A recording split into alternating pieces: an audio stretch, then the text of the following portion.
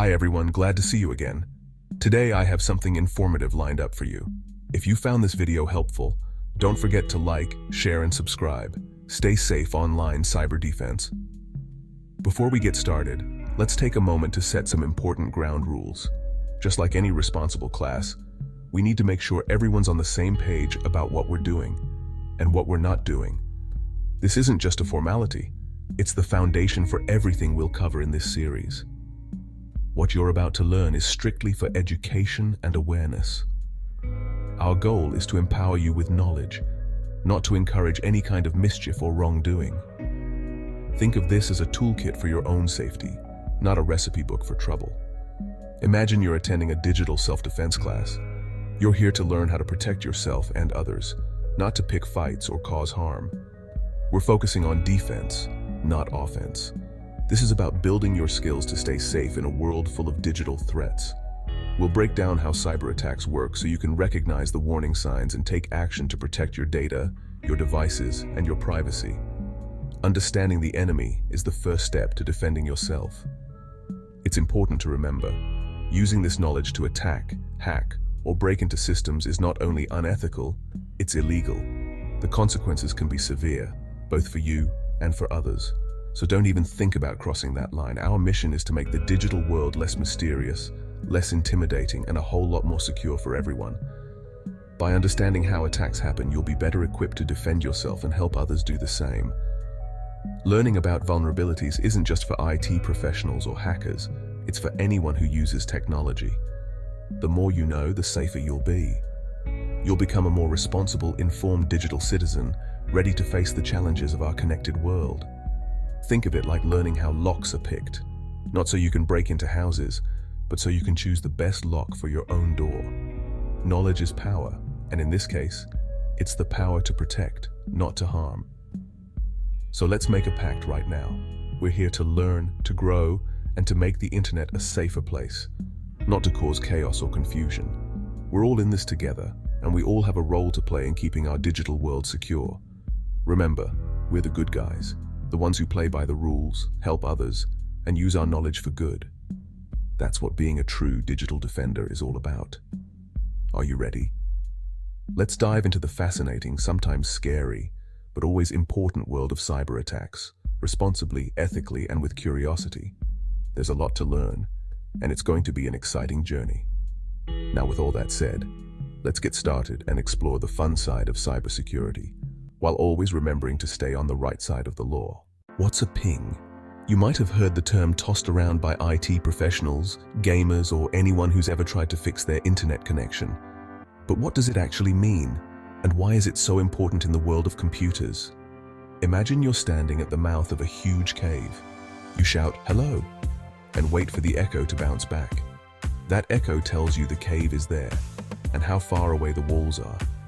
In the digital world, a ping works in a very similar way. It's like a tiny electronic shout sent from one computer to another across a network. The first computer asks, "Are you there?" and then waits for a response. If the other computer replies, you know it's online and reachable. The time it takes for that reply to come back is called the ping time, or latency. This number tells you not just if the other computer is online, but also how fast your connection is. A quick reply means a speedy, healthy network. A slow or missing reply could mean trouble. Network administrators rely on ping every day. They use it to check if servers are running smoothly, to spot problems before users notice, or to figure out why a website isn't loading. It's one of the first tools they reach for when something goes wrong. If the ping comes back quickly, it's a sign that everything is working as it should. Fast pings mean your data is zipping across the network with no delays. But if the ping is slow or doesn't come back at all, it's a red flag. There could be a network outage, a misconfigured device, or even a cable unplugged somewhere. The best part? Ping is built into almost every operating system: Windows, Mac, Linux, and even your smartphone. It's a universal basic tool for testing if your device can reach another on the network or the internet. The name ping actually comes from sonar technology, like what submarines use. They send out a sound pulse, a ping, and listen for the echo to detect objects underwater. Computers borrowed this idea to check for other devices on a network. Without ping, diagnosing network issues would be a guessing game. It's the first step in figuring out if your connection is down, slow, or just fine. For everyday users, ping is a simple, reliable way to see if the internet's working. It's like a digital heartbeat for your network. But as we'll see, even the friendliest tools can be twisted for mischief. Ping isn't just for good guys. Hackers can use it too. Let's see how. Ping started as a harmless diagnostic tool designed to help network administrators check if a computer or server was reachable across a network. It was simple, efficient, and widely trusted, almost like a digital handshake between two machines, confirming that both sides were alive and well. But hackers, always on the lookout for new opportunities, saw its hidden potential. They realized that even the most innocent tools could be twisted for unintended purposes if you looked closely enough. In the mid-90s, a wave of curiosity swept through tech circles. Some curious minds wondered, what if you sent a really big ping? What would happen if you pushed this tool beyond its intended limits? They discovered you could craft a ping packet much larger than normal, like shoving a watermelon into a letterbox. By sending oversized packets, they could overwhelm systems that were never designed to handle such loads. The system wasn't built for this, and chaos followed. Servers crashed, networks slowed to a crawl, and administrators scrambled to figure out what was happening. It was as if a simple knock on the door had turned into a battering ram. This wasn't the work of evil masterminds, but tinkerers pushing boundaries in basements and labs. Many were just experimenting, driven by curiosity and a desire to understand how things worked and how they could break. They realized a tool meant to check health could be used to make systems sick. The very mechanism designed to keep networks running smoothly could be turned against itself, causing widespread disruption. It was a classic case of turning a system's own rules against itself. By exploiting the trust and simplicity built into these tools, hackers revealed just how fragile digital infrastructure could be. Suddenly, even simple tools could be weaponized. Everyday commands and utilities, once considered safe, now carried hidden risks. The line between helpful and harmful had blurred. This wake-up call changed how security experts viewed the internet's basic building blocks. It forced a new mindset, one where every tool, no matter how basic, had to be scrutinized for potential abuse. The friendly hello had learned a dangerous new trick. What was once a symbol of connectivity and trust had become a reminder that, in the digital world, even the simplest things can be turned into powerful weapons in the wrong hands. Enter the ping of death, a notorious attack with a simple premise. Computers send data in packets, each with a size limit, 65,535 bytes. Hackers found a loophole. Send fragments that, when reassembled, create a packet bigger than allowed. The target computer tries to put the pieces together, unknowingly building a digital bomb. The oversized packet overflows the computer's memory buffer, corrupting critical data. The result? System crash, freezes, blue screens, or total shutdowns, all from a single malicious ping. The attack was devastating because it exploited a basic process deep in the operating system. In the 90s, countless systems were vulnerable. Thankfully, patches were released, teaching computers to spot and block these oversized packets. The ping of death became a legend and a lesson. But attackers didn't stop there. When the ping of death was patched, hackers got creative. Instead of one big ping, they unleashed a flood of normal pings, a DDoS attack.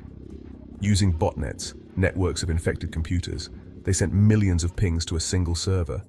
Each ping looks legitimate, so the server tries to answer them all. The server's resources get overwhelmed, like trying to answer a million phone calls at once. Bandwidth gets clogged, and the server's CPU is maxed out. Legitimate users can't get through. The server is online, but useless. The server doesn't crash, but it's paralyzed by the sheer volume.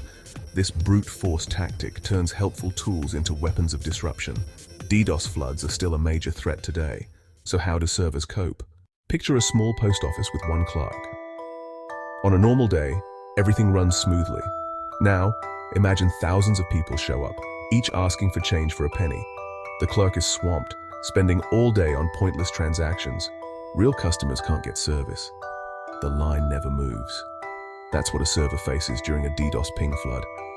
It's so busy with junk requests, it can't help real users. From the outside, the website seems broken, but it's just overwhelmed. The attack doesn't break the server, it drowns it in noise. That's the power of volume over vulnerability. So, how do you defend against ping attacks? First, configure your firewall to block or limit ping requests. Many servers don't need to answer pings at all. Rate limiting is another tool. Only allow a certain number of pings from each address per minute. This stops single attackers, but distributed attacks need more. For big threats, companies use specialized DDoS protection services. These act as filters, scrubbing out malicious traffic before it reaches the server. The best defense is layered firewalls, rate limiting, and professional mitigation. Preparation is key. Have a plan and know who to call if you're attacked. With the right defenses, a flood of pings becomes just background noise. Stay vigilant and your server stays safe. Now, let's talk about the good guys. Not all hackers are villains, many are defenders. Ethical hackers or white hats use their skills to find and fix vulnerabilities before criminals can exploit them.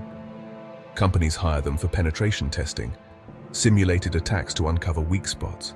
When they find a flaw, they report it so it can be patched, not exploited. This proactive approach keeps systems safer for everyone. Many fixes, like those for the ping of death, came from ethical hackers' discoveries. Bug bounty programs reward anyone who reports security flaws responsibly. These professionals are driven by curiosity and a desire to protect. Their work is vital to a safer internet. The quiet heroes of cybersecurity rarely make headlines, but they make all the difference. The story of ping attacks shows that any tool can be used for good or harm. It's not about learning to attack, but about becoming a better defender.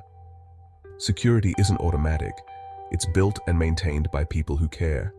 By understanding vulnerabilities, you're empowered to protect yourself and others. Curiosity is powerful. Channel it ethically. If you're fascinated by how systems work, consider a career in cybersecurity. The world needs more defenders, not attackers. Remember, with great power comes great responsibility. Use your knowledge to build, protect, and educate. Together, we can keep the internet a safer place for everyone. Thanks for watching and learning with me. Drop a comment below if you have any questions or suggestions for future videos. I value your feedback. Cyber defense.